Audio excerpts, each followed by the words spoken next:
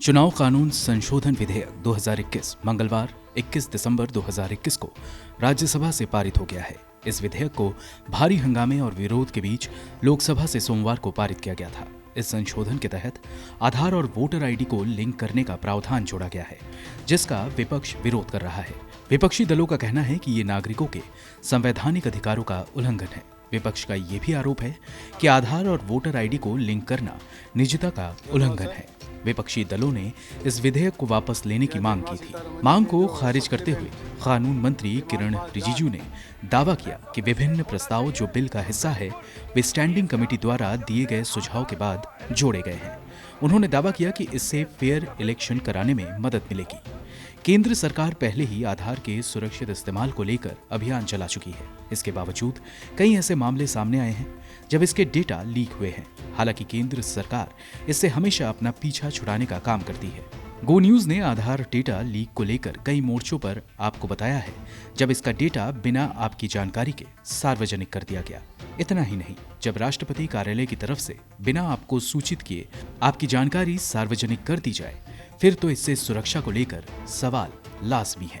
अब आधार और voter ID के लिंक किए जाने से ये भी आशंका जताई जा रही है कि ये आपकी निजता में प्रवेश का जरिया बन जाएगा। ऐसी ही एक घटना साल 2017 की है, जब आधार का डेटा राष्ट्रपति कार्यालय की वेबसाइट पर सार्वजनिक कर दिया गया था। देखिए ये रिपोर्ट।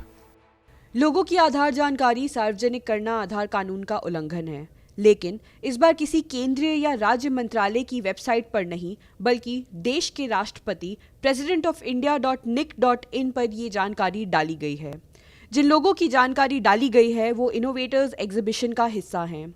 इस इनोवेटर्स एग्जीबिशन का मुख्य उद्देश्य प्रतिभाशाली छात्रों को पहचान देना है और उन्हें फॉर्मल एजुकेशन सिस्टम से जोड़ना है। राष्ट्रपति की वेबसाइट पर इनोवेटर्स की सूची में Baba Saheb Bhimrao Ambedkar university, Assam university, Nagaland university और त्रिपुरा सेंट्रल यूनिवर्सिटी के छात्रों के नाम हैं, जिसमें त्रिपुरा सेंट्रल यूनिवर्सिटी के 5 छात्रों की आधार जानकारी प्रेसिडेंट ऑफ इंडिया की वेबसाइट पर डाली गई है। आधार एक्ट 2016 के सेक्शन 29(4) के मुताबिक आधार नंबर या कोई भी बायोमेट्रिक जानकारी कहीं भी पब्लिश, डिस्प्ले या पब्लिकली पोस्ट नहीं की जा सकती। आधार एक्ट के सेक्शन 37 के तहत आधार जानकारी पब्लिश करना एक दंडनीय अपराध है और इसके तहत जानबूझकर आधार जानकारी सार्वजनिक करने पर 3 साल तक की सजा और 10,000 रुपए तक का जुर्माना लगाया जा सकता है। यही नहीं, आधार एक्ट के तहत आधार की नोडल एजेंसी UIDAI ही FIR दर्ज करा सकती है। अब देखना ये होगा कि जब आधार कानून का उल्लंघन करने वाली संस्था कोई और नहीं बल्कि देश के राष्ट्रपति की वेबसाइट है, तो इसमें किसकी जिम्मेदारी तय की जाएगी और किसके खिलाफ क्या कार्रवाई की जाएगी। नमिता सिंह, गो न्यूज।